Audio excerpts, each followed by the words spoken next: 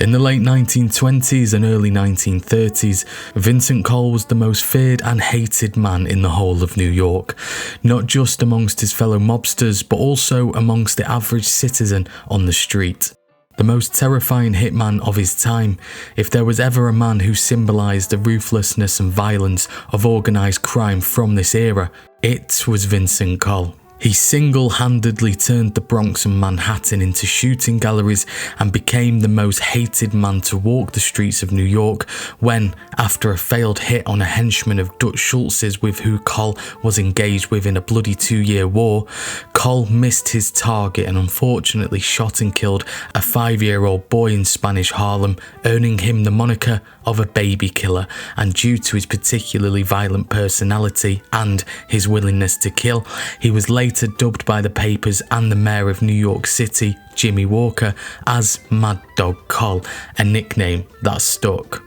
In fact, he was so feared as a hitman that in 1931, Cosa Nostra chief Salvatore Maranzano opted to hire and trust the Irish-born COLL over all the soldiers in his Italian mob to kill nobody less than Charles Lucky Luciano and his equally terrifying second-in-command, Vito Genovese.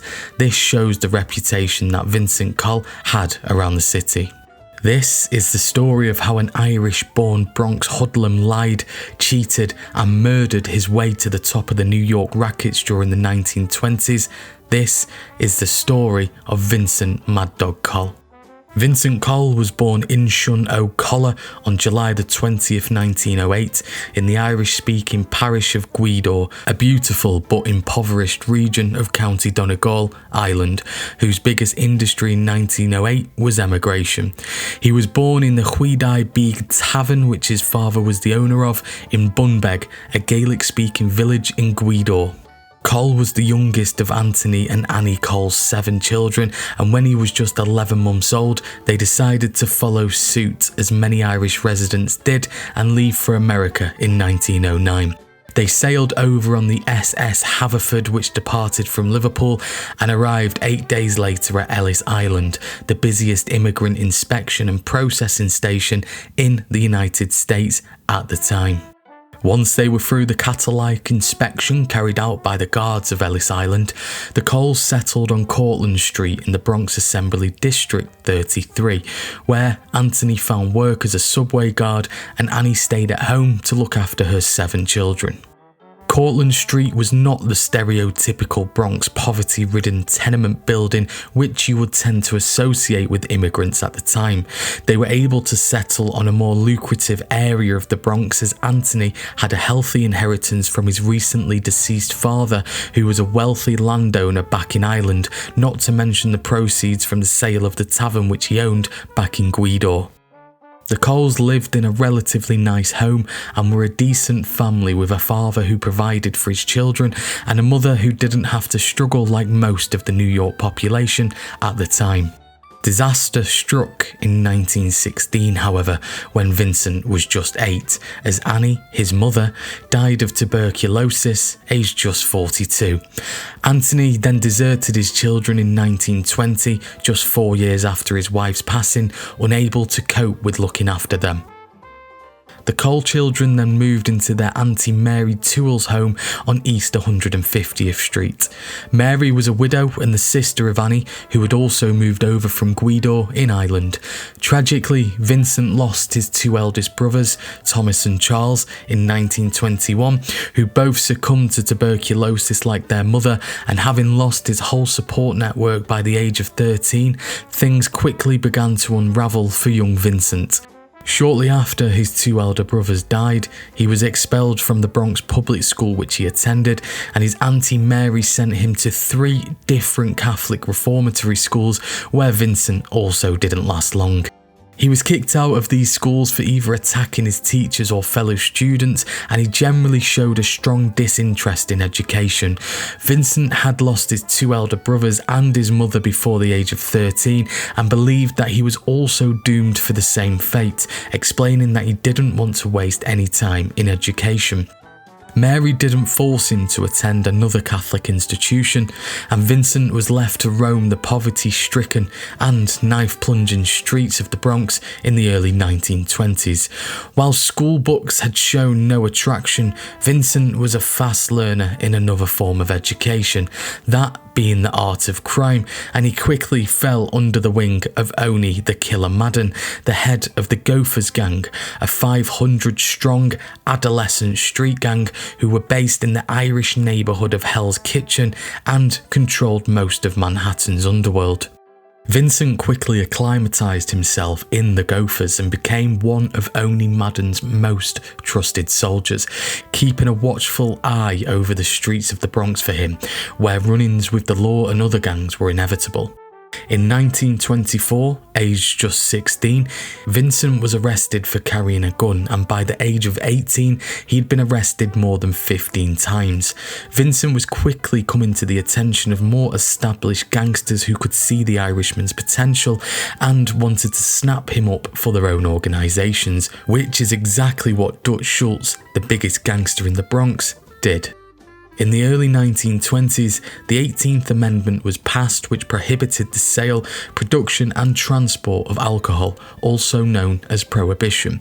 This was great news for mobsters like Schultz, who before Prohibition had relied on protection money and robbery to make their crust. They now had a nation who longed for a drop of the good stuff and had nowhere to get it, or so it seemed. Speakeasies began cropping up all over New York where you could get a drink quietly without the police or specialised prohibition agents knowing. Most of these speakeasies in the Bronx were owned by Dutch Schultz and his partner Joey Noy, including the Hub Social Club located in a tenement building at 543 Brook Avenue in the South Bronx, which COLL and the rest of the Schultz-Noy gang made their headquarters. This underworld sale and distribution of alcohol led to some incredibly violent times during the 1920s and subsequently led to this decade being dubbed the lawless years. Gangs fought bloody wars with each other for territory of clubs and speakeasies, and even hijacked each other's trucks which carried the booze from their suppliers, who were usually located in New Jersey or Canada. Vincent was appointed as an armed guard on the beer delivery trucks for Dutch Schultz and began to acquire quite the reputation for himself.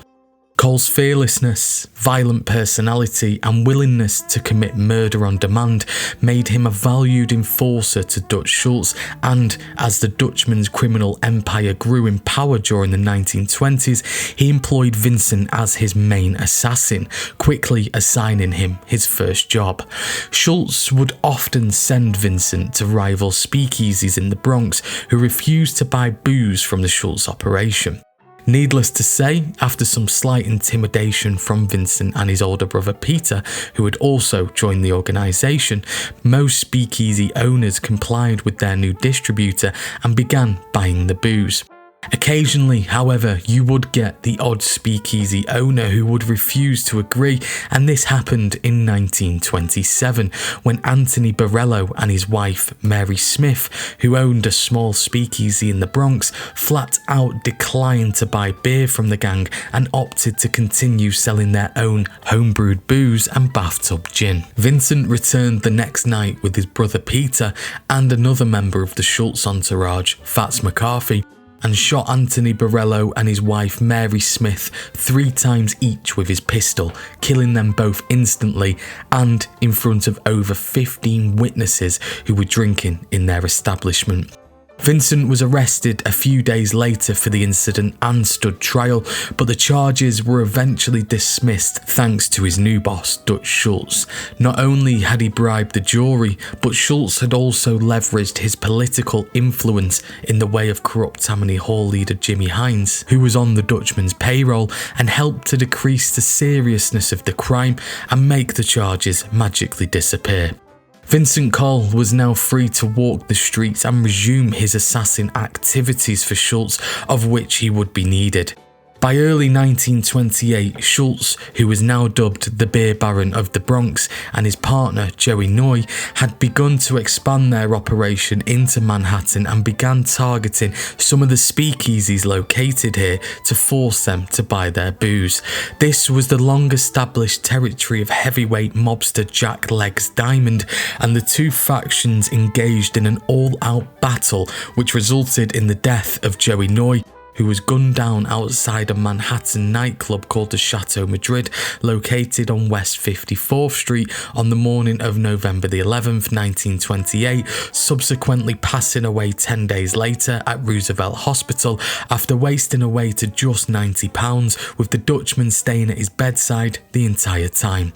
The death of his partner devastated Schultz and retaliated by sending his gang, led by Vincent COLL, out onto the streets, murdering any Diamond associates at will.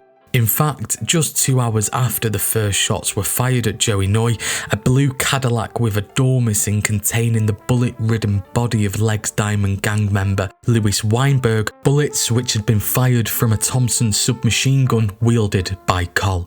During this bloody war with Legs Diamond, COLL spotted an opportunity to again move up in the ranks of the Schultz entourage, casting his sights on the recently vacated spot next to Dutch Schultz that the late Joey Noy had once held. In 1929, Vincent COLL and another Schultz underling, Carmine Borelli, pulled off a heist without Schultz's permission, robbing the Sheffield Farms dairy on Webster Avenue in the Bronx. They posed as armed guards to gain access to the cashier's room, where they stuffed their sacks with over $17,000 in cash and walked calmly out the back door, all without a gunshot being fired, something completely uncharacteristic of anything Vincent COLL was usually involved in.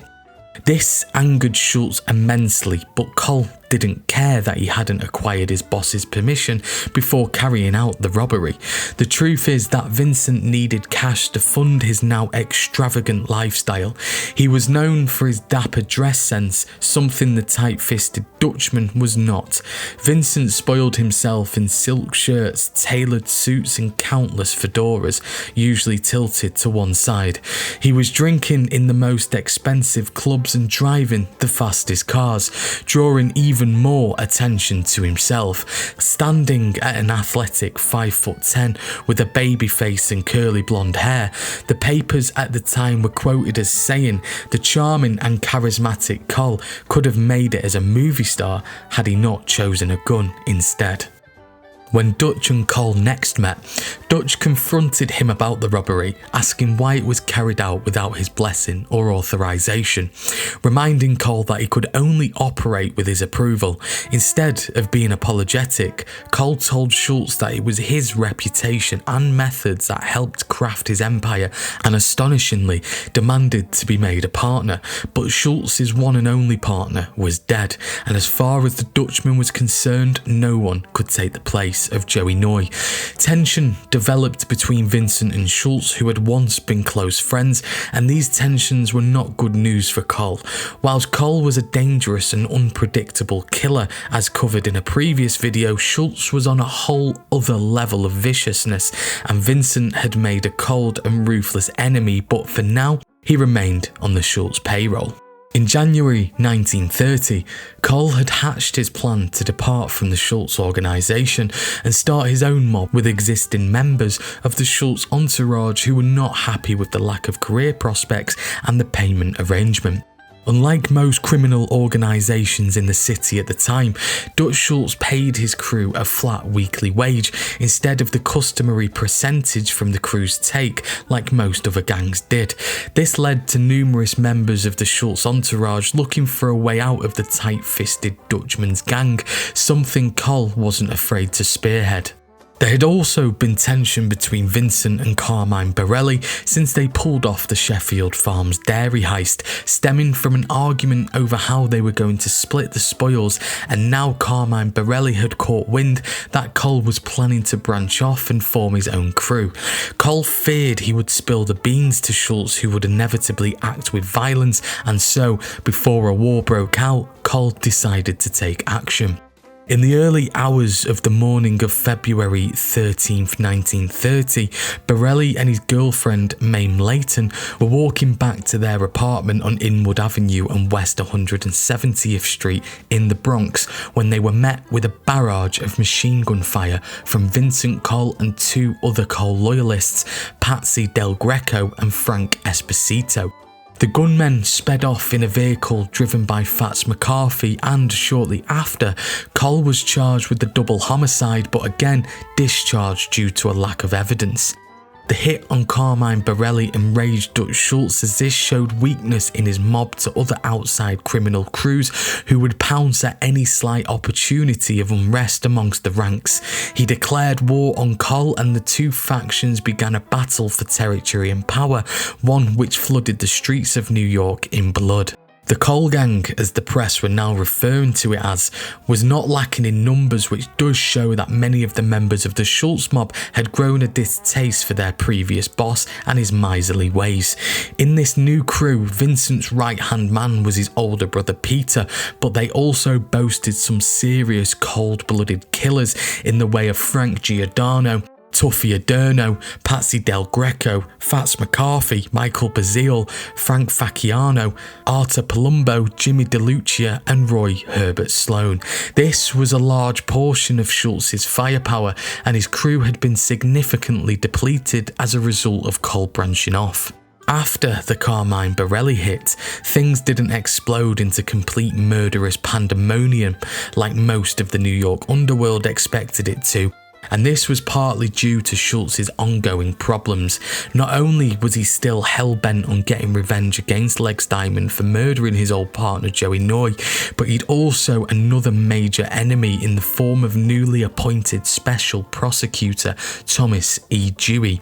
Dewey was a straight-edged man who was unbribable, unlike the rest of the New York Police Department who were on the Dutch's payroll, and Dewey was relentlessly pursuing the Dutchman on tax evasion charges. But the temporary peace on the streets was also partly due to a new romantic love interest of Coll's, namely in the way of Lottie Kreisberger, the absolute definition of a gangster moll. The usual suspects when we think of a gun moll are names like Bonnie Parker or Virginia Hill, but Lottie Kreisberger, or Lottie Coll as she went by, although the two were never married, became a major shot caller in the Coll gang after meeting Vincent in 1930. She was 9 years Vincent's senior, having been born in New York as Charlotte Denninger in 1899. Lottie was a problematic child and had been in trouble with the police since a young age. A streetwise and tough German Jewish immigrant, similarly to Dutch Schultz, whose real name was Arthur Flegenheimer, Lottie later explained in a newspaper interview that she had had to learn how to fight as well as the boys in her neighbourhood if she was ever going to make ends meet. In her youth, Lottie specialised in burglary, mainly shops and apartments in the Bronx, before she married Samuel Kreisberger in 1917 and had a daughter the following year. She was a gangster in her own right and was arrested for bank robbery in 1919, but the charges were dropped shortly after. However, this did result in her husband Samuel divorcing her and taking custody of her daughter. After several romantic interests with a few low-level crooks like Adolph Romano and Sam Medal, Lottie met Vincent Coll in a speakeasy in Manhattan, and the two quickly became infatuated with each other, never leaving one another's side and spending most of their time in their Manhattan apartment, hence the relative calmness on the streets throughout the whole of 1930. Fast forward to May 1931, Dutch Schultz had now beaten his tax evasion case after bribing the New York jury, and for the time being, Dewey was off his case. Legs Diamond was hiding out in Albany after remarkably surviving 2 assassination attempts from Schultz's men, the 4th serious shooting Diamond had been on the end of, and was still living to tell the tale, which the press were now rightly dubbing him as the clay pigeon of the underworld. With Diamond over 150 miles away, Schultz decided to turn his attention back to his ex-main hitman and realised he'd sleep a lot easier if Vincent Coll and his crew crew were no longer breathing, and he was prepared to raise hell on the streets of New York to make that a reality. On May the 12th, 1931, shortly after midnight, COLL gang member Roy Herbert Sloan was in the Mad Dot Boat Club, a speakeasy located at 251 Dyckman Street in Upper Manhattan, with 3 associates, chewing the fat and passing the time of night. At around 1 AM, Sloan and one of the men walked outside the club. Seconds after exiting the club, a car parked down the street and started its engine and drove slowly past the entrance of the club, when suddenly the passenger car door swung open and a man armed with a shotgun began firing. He fired 2 shots, both hitting Sloan. Whilst his companion fled, Sloan staggered before collapsing on the sidewalk, where he unfortunately died from his wounds. It's thought that Dutch Schultz received a tip-off that it was COLL who was drinking in the club, as he bore resemblance to Sloan, but the source was mistaken. Either way, Schultz had spilled the first blood of this war, blood which would continue to flow and flow relentlessly. 2 weeks later, COLL responded. On the evening of May the 28th, 1931, high-ranking Schultz associate Joey Rayo was standing outside a speakeasy at 164 East 116th Street, getting some fresh air amidst the New York summer. He was with 2 more Schultz men, Dominic Lewis Slats Bologna and Frank Big Dick Amato, when around 10 AM a car cruised by jam-packed with 6 COLL members armed with Tommy guns who began blasting at the trio. Amato was killed instantly with over 15 bullets to the chest and neck. Bologna was also hit and managed to stagger to the LP restaurant a few doors down and asked the owner to call him an ambulance before collapsing and succumbing to his wounds. COLL had taken out 2 Schultz gang members, however his main target, Joey Rayo, managed to rush into an alleyway and escape without so much as a scratch. This aggressive response from COLL sealed the deal in both gangsters' minds. It was all out war from then on in, and Schultz was about to take out a member of the COLL gang, which would send Vincent into a grief-stricken, uncontrollable rage which would eventually earn him his moniker of Mad Dog COLL. At around 2 AM on May the 30th, 2 days after Vincent had taken out 2 of Schultz's men, Peter COLL, Vincent's brother, was driving in West Harlem near Central Park.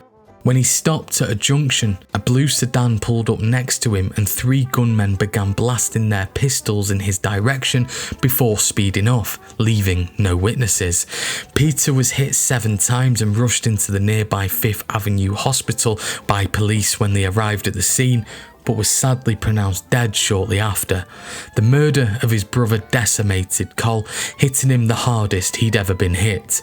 Harder than losing his older brothers, harder than losing his mother, and even harder than his dad deserting the family.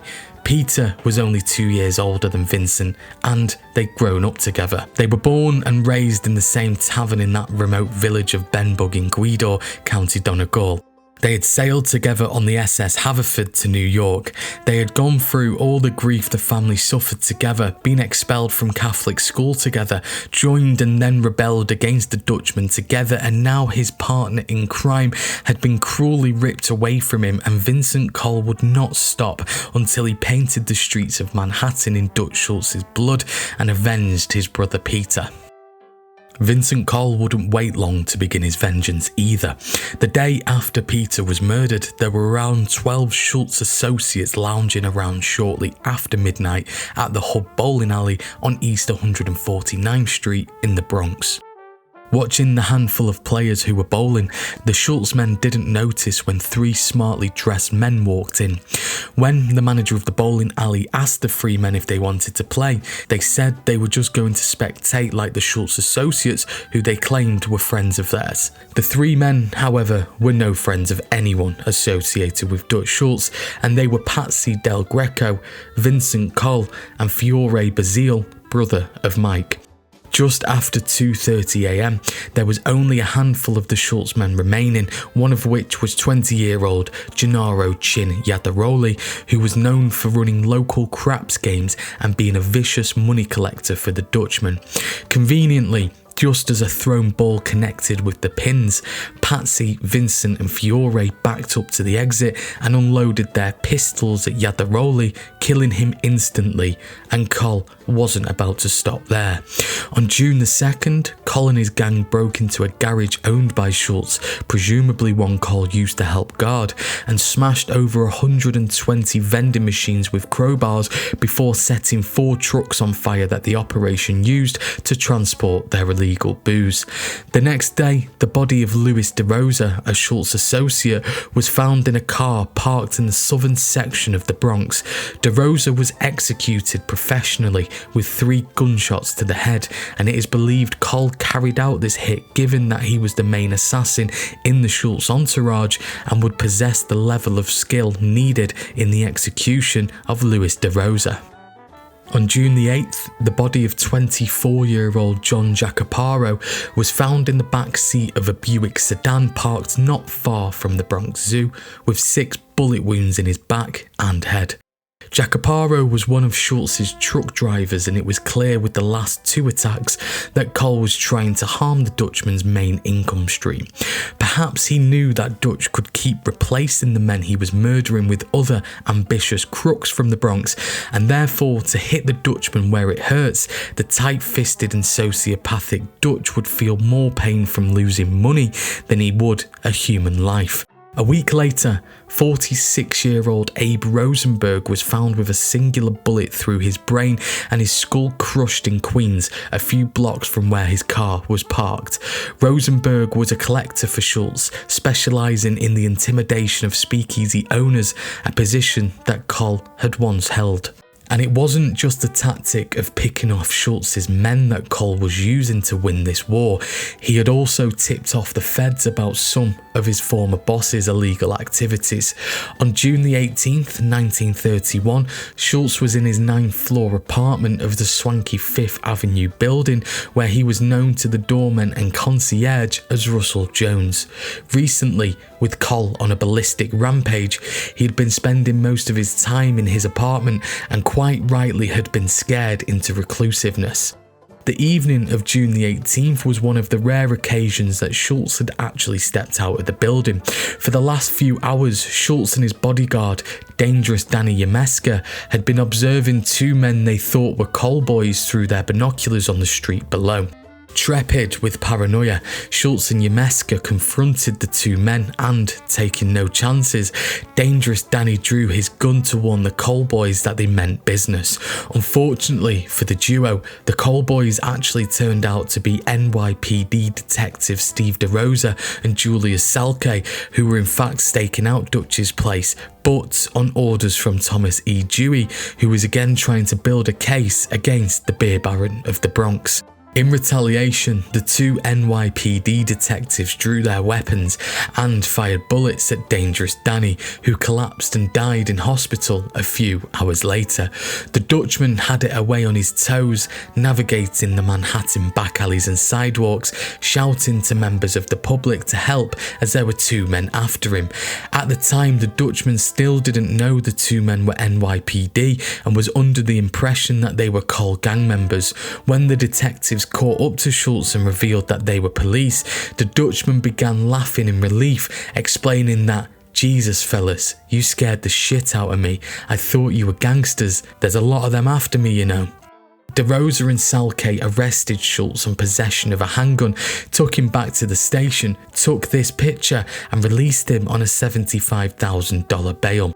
It's widely believed that COLL had given Dewey the Dutchman's address through a corrupt NYPD officer who was on COLL's payroll, and things were not going to get any easier for Schultz as long as Vincent was around. 3 days after Dangerous Danny Yemeska was murdered by the NYPD, 31-year-old John Sorocelli, a high-ranking member of the Schultz mob, answered his front door when the doorbell rang. Waiting on the other side was Vincent COLL and Patsy Del Greco, who immediately fired 4 slugs into Sorocelli and fled in their waiting car.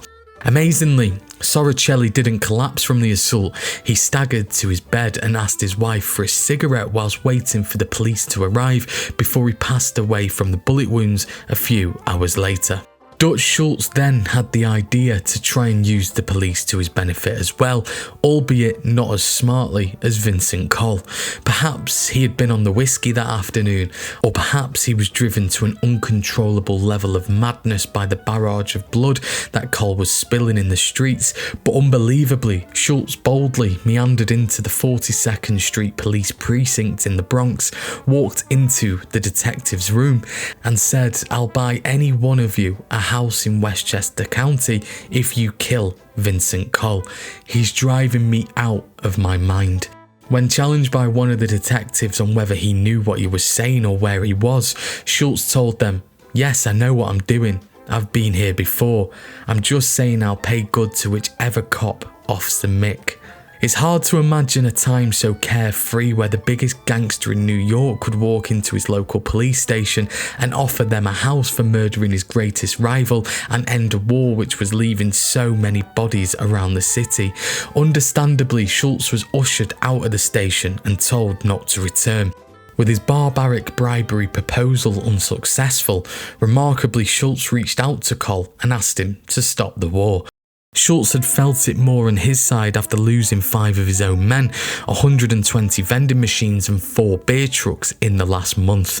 COLL agreed, accepting a large sum of money from the Dutchman, and a truce was called. However, both men would neither forget or forgive. There was peace again in New York, but only for now. Despite the stalemate between the two men, Vincent COLL did manage to bully his way into the control of some sections of Harlem and the Bronx which were previously under Dutch Schultz's control. He soon became an owner of a number of bars, not by purchasing them with hard-earned money, but by telling the previous owners they would be killed if they did not leave New York. Given Vincent's reputation and recent track record of bloodshed, they all left and he successfully increased his territory. COLL was quickly becoming a major player in the New York criminal landscape. Along with the money flowing in from the bars, Vincent needed another source of income to fund his free spending lifestyle and his ever-growing crew who were on his payroll, and so he turned to kidnapping. The gang began kidnapping rival mobsters and holding them for ransom. This completely alienated Vincent in the underworld, leaving him with no friends whatsoever. Whilst undeniably violent and unhinged, he was no fool though. COLL knew that there was no way the mobsters would report the kidnappings to the police, as they would have a very difficult time explaining to the Bureau of Internal Revenue or the IRS why the ransom cash had not been reported as income and where it had come from. However, it wasn't just gangsters that he kidnapped. Vincent and his gang began to diversify, and he started kidnapping show business stars and successful businessmen along with fellow mobsters. He began with show business legend Rudy Vallee, and the COLL gang received $100,000 for the singer's release.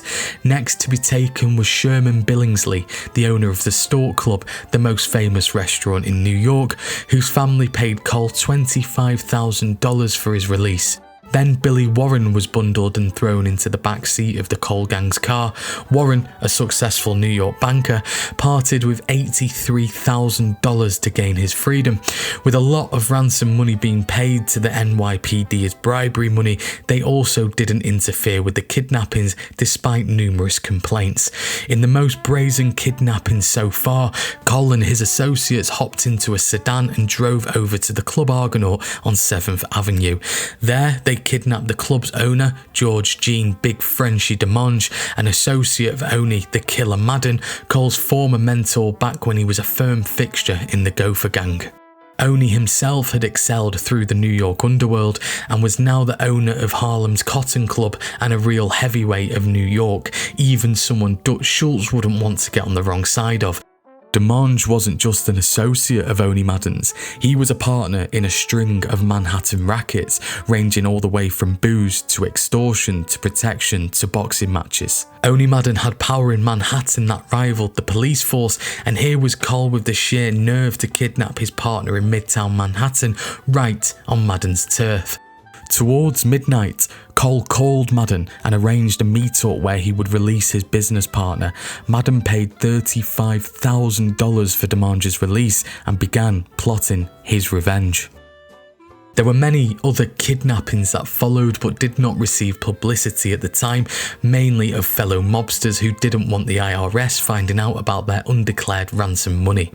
All of the kidnappings carried out by the gang added to the growing wealth of Vincent COLL, who was now not only rising up the ranks of the underworld in reputation and fear, but also in money and power.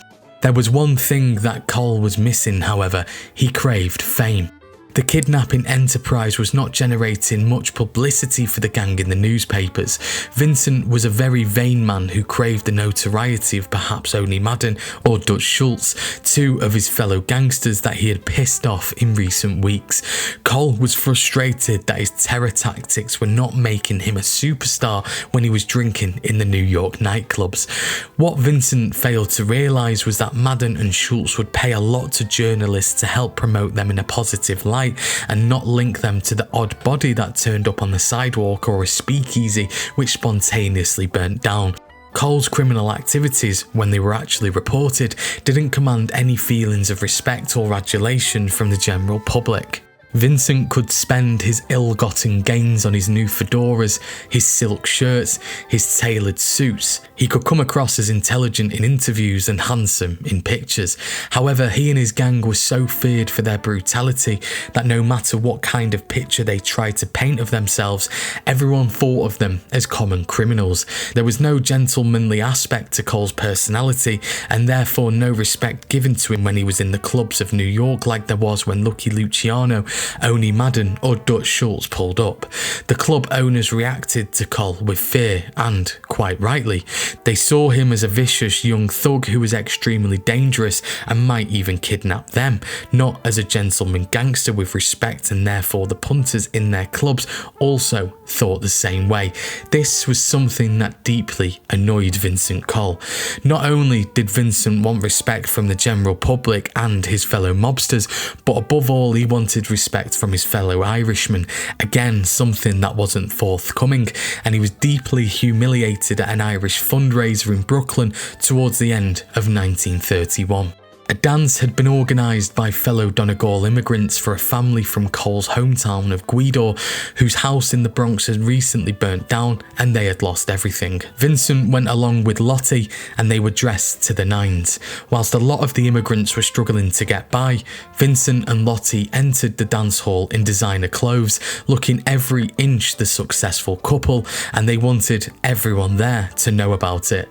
It's no secret that Vincent had lost touch with many of his fellow Donegal immigrants as his criminal career took off, and this was the first time that many of them had seen this infamous gangster in the flesh after reading about the gangster from Gweedore, as the press referred to him as in the papers.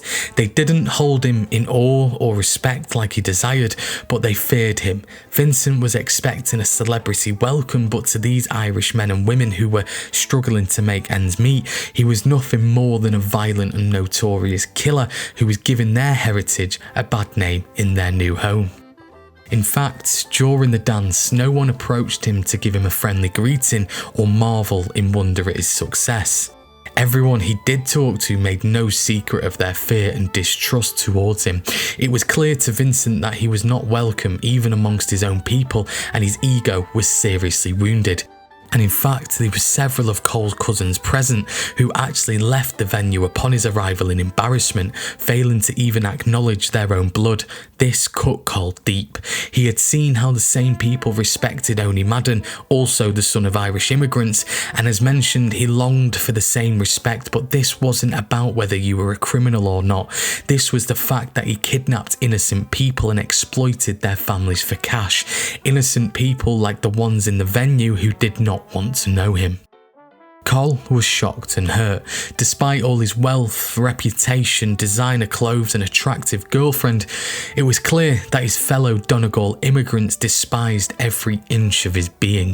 The Gweedore immigrants had left Ireland to escape poverty. They had journeyed across the Atlantic just like COLL to America to find a better life for themselves and their children.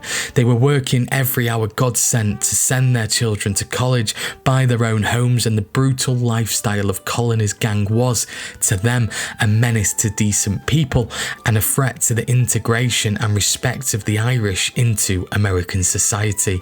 COLL's moniker of the gangster from Gweedore was one that many of his countrymen were also embarrassed and angry at. They viewed this as not only an insult to them but also to their parish of Gweedore back in Ireland. That night highlighted to COLL that he was not welcome amongst the Donegal Irish in New York and he would limit his contact with them later on. The press also got wind of this rejection from the community, to which an embarrassed COLL would later brush off his trip to Brooklyn by describing the Gweedore people as little nobodies who were jealous of my success. He also stated that the Gweedore people in America lacked ambition and were willing to settle for little weekly salaries instead of reaching for the stars as he had. He also said they were cowards who were afraid of the police, further alienating him from the community. Perhaps still angry from this incident, when COLL was arrested for an unrelated kidnapping a few weeks later, he telephoned Dutch Schultz from prison and threatened to spill the beans on the Schultz operation, something Vincent knew inside and out, if the Dutchman didn't post his bail. Left with no option, Schultz paid the $75,000 bail, and a few weeks later, COLL failed to show up for the trial, which forfeited Schultz's bail money. Again, COLL knew how to get at Schultz where it really hurt and refused to compensate the Dutchman for his loss. Schultz was still keen to keep the peace in New York for now, however, even after COLL's latest swindle, but COLL had no intention of keeping the peace and would launch an attack to exploit Dutch Schultz even further, committing the most shocking event in Vincent's life and the one he is remembered for today. COLL plotted another kidnapping exploit, but this time targeting a high-ranking member of Schultz's mob, a member he had already tried to kill 2 months prior, Joey Rayo. In the middle of a heatwave that had already taken 20 lives on both the COLL and Schultz side, New York City witnessed one of its most notorious gang war killings. Instead of lawless gunmen falling to the wayside, 5 innocent children were senselessly shot down in a kidnapping attempt on Rayo. On this steamy hot evening, as children played on the sidewalk along East 107th Street and adults leaned out of open windows in the hope of catching a slight breeze, an open touring car containing 5 men including Vincent COLL slowly made its way down the block. As it passed the Helmar Social Club, the men spotted Joey Rayo lounging out front, with one gunman blasting away with a shotgun and another with a 4.5 automatic pistol. Gang warfare reached an all-time low. 5-year-old Michael Vengali was hit and died the following day. His 7-year-old brother was wounded 5 times, and a 3-year-old sleeping in a stroller was hit twice in the back. 2 other children, 5 and 14 years old, received slight wounds but survived. Despite the angry public outcry, including this broadcasted footage of Michael Vengali's mother uncontrollably mourning at his funeral, police were hard-pressed to find anyone in the neighbourhood who would talk to them, a measure of the frightening reputation that COLL held in the city. Rayo had spotted his assailants and ducked for cover. When the shooting stopped, he stood up and calmly walked away. 5 days later, an eyewitness to the shooting, George Brett, came forward claiming he had been standing across the street as the touring car drove by. Brett identified Vincent COLL and Frank Giordano as the 2 shooters. When COLL's name was released to the newspapers as the main suspect in the shootings, the press dubbed him a baby killer, and the FBI named him as number 1 on its famed top 10 most wanted list. New York Mayor Jimmy Walker, the son of an Irish immigrant, christened COLL as a mad dog, and the nickname made for great headlines, and it stuck to this day. The public was outraged by COLL's actions, and Police Commissioner Edward P. Mulrooney dramatically increased the police presence on the street, issuing a shoot-to-kill order should any officer encounter COLL or his mob. As a nationwide manhunt was on for him, Vincent dyed his blonde hair black and grew a moustache. He was scarcely seen around town and spent most of his time cooped up in a room he rented with Lottie at the Cornish Arms Hotel on 23rd Street near 8th Avenue. However, he continued the war with Schultz, and he was hell-bent on putting an end to his old boss's operations and life. Whilst on the run, the newly christened Mad Dog approached Jack Legs Diamond, who was still exiled from New York City and running his operation in Albany.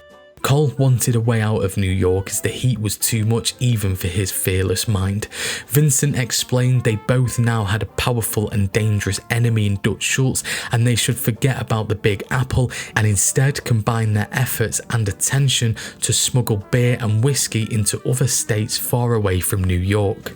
Legs Diamond gave it some thought and was confident the duo could make a fortune, even overlooking the fact that COLL was one of the gunmen present in a failed assassination attempt on Diamond ordered by Schultz 2 years prior. Diamond eventually agreed, which was a relief for the Mad Dog, with the noose firmly tightening around him in New York, one which would become a lot tighter in the days that followed. COLL returned to New York from his meeting with Diamond in Albany and began his offence in the now resumed COLL-Schultz war. On October the 2nd, 27-year-old Joe Mullins was in charge of one of Schultz's garages located at 2918 Park Avenue in the Grand Concourse section of the Bronx, another lockup that Vincent was familiar with. At around 10 a.m, Mullins was standing in front of the garage when a brown Buick pulled up. Frank Giordano was behind the wheel, and Vincent quickly jumped out of the passenger seat, walked up to Mullins and pumped 3 bullets from his pistol into Mullins' head. Vincent then reached into his pocket and tossed 2 pennies on Mullins' lifeless body, now lying on the sidewalk. This was a message to Schultz that COLL was in an even more ruthless mindset, and that 2 cents was the mere value of Mullins' life. The next day, on October the 3rd, 8 Prohibition agents were in the process of raiding the Majestic garage located at 1262 Westchester Avenue in the Bronx, another location used by the Dutchman as a distribution warehouse for his booze. As the agents were confiscating the illegal goods, the same Buick from the Mullins murder the day before pulled up, and Vincent COLL threw a stone through the window before Tuffy O'Derno quickly followed it with a homemade bomb which exploded seconds after. Fortunately, no agents were harmed, but the building was destroyed, meaning that Schultz couldn't have used the property again even if he wanted to. With these fresh attacks on the Dutchman, COLL had made it clear to Diamond that he was serious about their newly formed alliance, but before the duo could organise the operation of their new alliance, New York Police State got wind of the plans and captured most of the COLL gang overnight, with COLL being arrested around 9 a.m. on October the 4th in his room at the Cornish Arms Hotel. He was charged with the capital murder of Michael Vengali.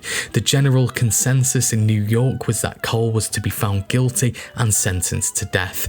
Now, on the front pages of the press, they were printing that COLL had an urgent appointment with Sing Sing's renowned electric chair, Old Sparky. Mayor Walker, ever conscious of public opinion, made it quite clear that he wanted a quick trial, a guilty verdict and an execution as soon as possible so he could put an end to the massive public anger directed at Vincent. However, this was not to be, as the Mad Dog would again, luckily, be acquitted in what was a bizarre trial. In late December 1931, COLL and Giordano were tried for the murder of Michael Vengali. COLL was ably defended by Samuel Leibovitz, one of the city's high-profile defence attorneys who was much used by the gangster fraternity, and for good reason. Leibovitz was the most successful criminal lawyer of his generation and the go-to man whenever a major criminal figure needed a defence lawyer. Leibovitz tore apart prosecution witness George Brett during cross-examination. He told the jury that Brett had fabricated the story in the hope of collecting $30,000 reward being offered for the killers. Leibovitz claimed that Brett had acted in a similar capacity in another case where his testimony could not be substantiated. By the end of the trial, the jury found Brett to be an unreliable witness. It later came to light that Brett had a speciality of being an eyewitness to a few murder trials in St. Louis and collecting the reward money. The judge agreed with Leibovitz, and George Brett was committed to the psychopathic ward at Bellevue Hospital, the same hospital that Joey Noy died. The trial was now deemed a farce, and the courtroom descended into uproar at this revelation. The prosecution case had collapsed, and the judge was left with no other choice but to let COLL walk free. Despite this close shave and remarkable let-off, Vincent did not learn his lesson and embarked on what would be a costly mistake, accepting a contract to murder Charles Lucky Luciano, one of the most powerful gangsters in the whole of America. The current capo dei capi, or boss of all bosses when translated to English, in the American Mafia was Salvatore Maranzano. He appointed himself to this position after taking out his arch-nemesis Joseph Masseria, which marked the end of the bloody Castelmarese War, and Maranzano began reorganising the Italian-American gangs in New York into 5 families led by Luciano, Joe Profaci, Tommy Gagliano, Vincent Mangano and Salvatore Maranzano himself. Each family would have a boss, an underboss, capos, soldiers and associates. The families, composed of only full-blooded Italian-American members, would allow associates from any background, but higher-ranking members of the families would have to be Italian, something Luciano did not agree with, as despite being Italian himself, his closest friends and colleagues were all Jewish. When Luciano raised this to Maranzano, he completely dismissed Luciano's request, and Maranzano called a meeting of crime bosses in Wappinger Falls, New York, and declared himself capo di capi, boss of all bosses, and it was his way now or the highway. He also seized control of all rival families' rackets to benefit his own. While Luciano seemed to accept these changes, he was merely waiting for the right moment to eliminate Maranzano. Though Maranzano was slightly more progressive than Masseria, Luciano believed he was even greedier and more conservative than Masseria ever had been. Maranzano's scheming, his arrogant treatment of subordinates, and his fondness for comparing his organisation to the Roman Empire, attempting to model it after Julio Caesar's military chain of command, did not sit well with Luciano and his ambitious friends, such as Vito Genovese and Frank Costello. Despite advocating for modern organisational methods, with crews of soldiers doing the bulk of a family's illegal work under a capo regime's supervision, Maranzano was fundamentally a moustache Pete, an old-school mafioso too steeped in old-world ways. He opposed Luciano's partnerships with Jewish gangsters like Meyer Lansky and Benjamin Bugsy Siegel, and Luciano decided that his unacceptance of many trusted more than Maranzano had sealed his fate. Salvatore Maranzano eventually realised Luciano's plans and knew that he was a threat. Over all the fellow Italian soldiers he controlled in his own family, he turned to hiring Irish-born Vincent COLL to take out Luciano, which shows the absolute measure of the reputation of a hitman Vincent had. Despite the risks, COLL readily agreed to murder Luciano for a whopping $50,000, the highest amount ever offered at the time for a single mob murder. Maranzano later invited Luciano to a meeting at his office located at the New York Central Building, now the Helmsley Building, at 230 Park Avenue in Manhattan to discuss a redrawing of the mob map in New York.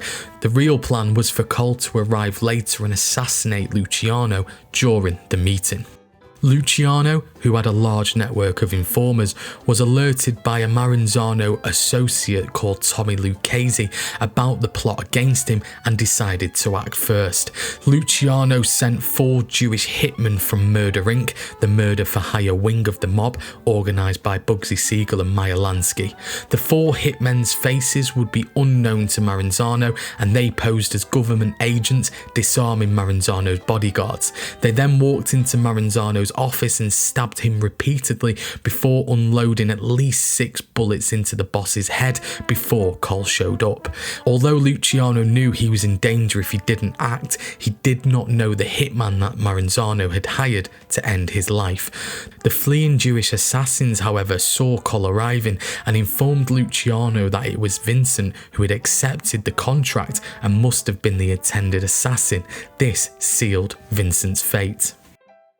An enraged Luciano ordered COLL's old boss from the Gophers, Oni Madden, to match the bounty of $50,000 that was placed on Luciano's head, knowing that Madden had the connections who could get to COLL. Upon hearing of this new £50,000 bounty on Vincent's head, Dutch Schultz decided to match it, and now the astronomical figure of $100,000, just over $2 million in today's money, sent shockwaves around the underworld, and the hunt for the Mad Dog was on. Numerous hitmen were eager for the bounty posted by Madden and Schultz, and 2 in particular, Leonard Scanici and Francis Fabrizio, known otherwise as Tony the Wop, really intensified their search for Mad Dog, and after receiving a tip-off, apparently from Dutch Schultz, they were on the Mad Dog's tail and thirsty for blood. On February the 1st, Fabrizio and Scanici, accompanied by 2 other unknown assailants, entered a card game taking place at a family home on 1216 Commonwealth Avenue in the North Bronx. The home was owned by Mike Basile's mother and had been the headquarters for Vincent and his mob ever since his acquittal the previous month. Just before 9:30 p.m, a car pulled up outside the 2-storey house which contained a dozen men, women and children. Responding to a knock on the door, one of the children opened it, allowing the 4 gunmen to burst in.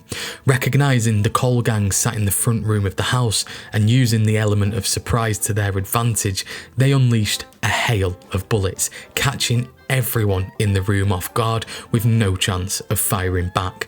Scanici, Fabrizio and co fled, satisfied with the professional job they had done, and they were sure that the $100,000 bounty would be theirs. When the smoke cleared, 3 were dead. The first, Patsy Del Greco, lay lifeless on the floor. Patsy was perhaps COLL's most trusted man since the death of his brother Peter. He was one of the first COLL loyalists to follow him over when he broke away from Schultz, and he had always been a key lieutenant in the mob. Fiorio Basile, another member of the COLL gang, met a similar fate and was also a huge loss to Vincent. 32-year-old and innocent bystander Emily Torrizello was killed by a singular bullet to the head.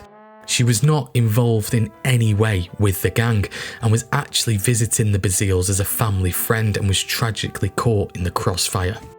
3 children present at the property were taken to hospital with minor injuries, but remarkably were unharmed in the bloodbath. Unfortunately for Fabrizio and Scanici, they proved too eager, as their main target, Mad Dog COLL, didn't arrive at the scene until 30 minutes after the shootings and quickly scarpered when he seen the police outside the house. If the assassins had held off for just half an hour more, they would have had their man. This carnage was absolutely brutal and made the front pages of the newspapers the following morning, again with Vincent the centre of the public outrage, despite him being the target, and the shocked New York authorities informed the mob that this ruthless bloodshed had to end. Whilst the NYPD would often turn a blind eye to many criminal exploits in exchange for a cut of the profits, with most NYPD officers either on Oni Madden, Lucky Luciano or Dutch Schultz's payroll, the negative press publicity surrounding Mad Dog COLL and his associates was becoming politically damaging and even worse, having a negative effect on the profits the NYPD officers were receiving, and with their organisations slightly jeopardised, Schultz and Madden decided to put an end to the Mad Dog themselves. A few days after the Commonwealth Avenue slayings, COLL received word that Oni Madden, whom he trusted from his Gopher days, wanted to speak with him. COLL was informed that Madden had worked out a settlement between the 2 criminal factions involved in the war that would make everyone happy and most importantly for the Mad Dog, save his life. Vincent had known Madden for the majority of his life and trusted him even after COLL had kidnapped his business partner Joseph Demange and demanded money from Madden. In COLL's eyes, this slight ordeal hadn't impacted their friendship and loyalty at all, and this naiveness proved to be Vincent's fatal mistake. A meeting was arranged in Hell's Kitchen where COLL thought ostensibly he would be safe as the neighbourhood was under Madden's protection. To avoid any further mistakes and to ensure COLL would definitely be recognised by his assassins along with Scarnici and Fabrizio, Dutch Schultz arranged for Bo Weinberg to accompany the men. Weinberg was a high-ranking member of the Schultz mob and had worked with COLL under Schultz, staying loyal to the Dutchman during the ensuing war between COLL and Schultz. Vincent was now a deeply desperate man. He was being hunted by every mob hitman in New York, all wanting a slice of the $100,000 bounty on his head. On February the 7th, COLL and his ever-loyal girlfriend, Lottie Kreisberger, again checked into the Cornish Arms Hotel on 23rd Street, and at around 12:30 AM that night, COLL left his lodgings to make a pre-arranged phone call with Oni Madden to receive details of the planned Hell's Kitchen meeting the following day. Carrying $101.48 and without a weapon on him, he entered the London Chemist drugstore across the road from the Cornish Arms Hotel and occupied one of the 3 phone booths at the back of the store and proceeded to ring Oni Madden. Mad Dog COLL was keen on the proposed truce with Dutch Schultz and the rest of the New York mobsters who had been hunting him for the bounty on his head. He was 23 years old, and to say things had been tough for the baby-faced Irishman recently would have been a majestic understatement. He was nearing broke, his crew was heavily depleted, and he was still mourning the passing of his brother a year or so prior. Most of his friends were dead, and Madden listened to this sob story and kept COLL on the phone long enough for Scarnici, Weinberg and Fabrizio to arrive in a blacked out limousine around 10 minutes after COLL had first called Madden. Weinberg approached the window of the drugstore, spotted COLL in one of the phone booths and confirmed his identity to both Scarnici and Fabrizio before getting back behind the wheel of the getaway car. Fabrizio waited at the door, expecting COLL's bodyguard to come rushing from the hotel at the sound of gunfire while Scarnici entered the drugstore. As Scarnici passed the man who was working the tills that night, George Scott, he turned to him and whispered, "Keep cool now and no one gets hurt," reaching for the Thompson submachine gun hidden under his overcoat. Scarnici approached the telephone booth and from a few feet away unloaded the whole 50-round drum into Vincent COLL. Though an exact count of the bullets fired was elusive, Vincent COLL's body slumped forward out of the booth as Scarnici made a quick exit out of the drugstore. COLL sustained severe injuries, with a slug shattering the right side of his face, breaking his nose and lodging in his brain. 2 additional bullets struck his forehead, 1 settled above his heart, and he suffered 7 wounds in the right arm and 4 in the left. Scarnici left no room for doubt about COLL's fate. Scarnici and Fabrizio jumped into the limousine and Weinberg sped off. The ordeal for the assassins was not over yet. 2 police detectives, ironically assigned to tail COLL, came running at the sound of gunfire. One jumped on the running board of a taxicab and ordered the driver to pursue the speeding getaway car. With the detective firing from the running board, the taxi driver chased the gunmen 27 blocks down 8th Avenue at 70 miles an hour before the getaway car pulled away. The hit on Vincent COLL lasted all of 90 seconds, and the most hated and feared gangster in New York was pronounced dead at the scene. The coroner's report revealed that whilst a total of 15 bullets were removed from COLL's body at the morgue, it appeared that many more had passed through him, proving the lethal and professional job Scarnici had carried out. Back at the drugstore, a crowd gathered to see the fallen baby killer. Lottie, who heard the deafening gunfire from her apartment at the Cornish Arms Hotel, came running from across the street, screaming as she forced her way through the swelling crowd of onlookers. Later, at police headquarters, Lottie played the gangster mole wife role to a T, refusing to answer questions and when she did, only giving half-truths. Vincent Coll's funeral came a few days later, with not many mourners at all for someone who had made the headlines so often in his short life. Vincent was buried at St. Raymond's Cemetery in the Bronx next to his brother Peter. Dutch Schultz personally sent a wreath to Coll's funeral bearing a banner with the message, "From the boys," a hint to their previous organisation before Coll rebelled.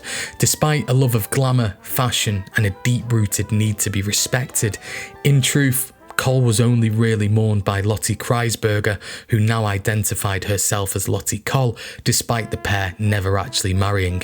They had applied for a marriage licence in New York in January 1932, but with the murder of Vincent, they never set a date. Despite this, she would always be referred to in the press as the wife of Mad Dog Coll. In the story of Lottie Coll, she was arrested 6 months after Vincent's death for the accidental shooting of a bystander in the Bronx during a bank robbery. She served roughly 10 years at the Bedford Hills Correctional Facility, and after she was paroled in 1943, she completely disappeared from public view, even ignoring a warrant issued for violation of her parole. It's thought she moved out west and started a new life, even changing her name, but her fate was never known. As is normally the case in mob hits so violent, all 3 of the men involved in Vincent's death also met violent ends. Francis Fabrizio, aka Tony the Wop, was murdered 8 months after Vincent on November the 20th, 1932, after a botched murder attempt on Bugsy Siegel, a close associate of Lucky Luciano. He had threatened to speak with the police if Luciano and crew didn't stop their pursuit of him, and this proved to be his downfall when he was shot 3 times in his family home in Brooklyn.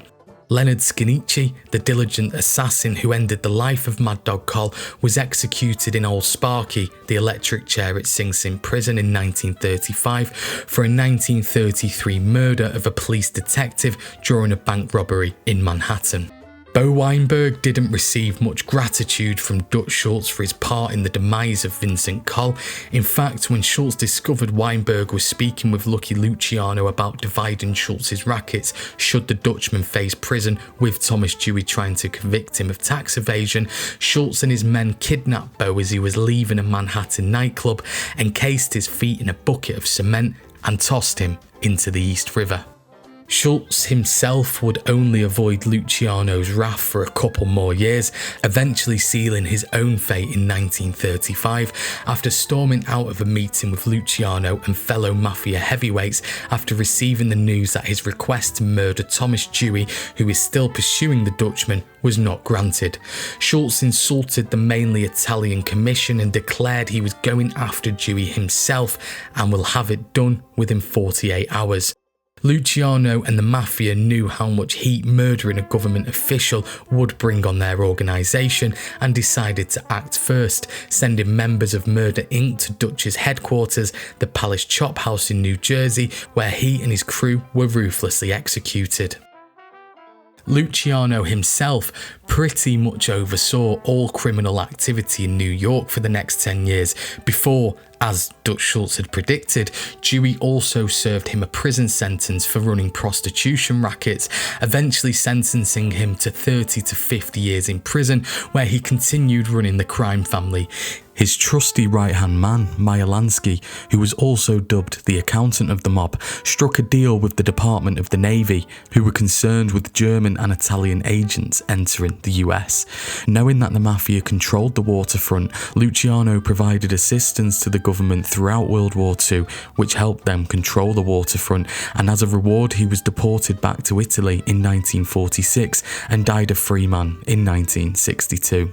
As for Oni the Killer Madden, well, he left New York in 1935, still under police scrutiny for the murder of Vincent, and knowing that the end was in sight for the Irish mob and that the Italian mafia were now in their ascendancy, he settled in Hot Springs, Arkansas, which had become known for being a haven for various criminals with a corrupt city government and police force. He ran several nightclubs there and became a naturalized US citizen in 1943, before also dying a free man in 1965, aged 73. So, the short and violent life of Vincent Mad Dog Coll concludes. A character who was born in a pub in a remote Irish village and completely epitomised the violence and the bloodshed of New York in the 1920s and early 1930s, turning Manhattan and the Bronx into shooting galleries and providing the city with its biggest gang war to date, where more blood flowed in the streets than ever before, and did it all in a short 23 years of life. Thanks so much for watching. Please do watch my in-depth documentary on Vincent's nemesis, Dutch Schultz, which will pop up now, and please like and subscribe to the channel if you enjoyed, and I'll see you in the next one.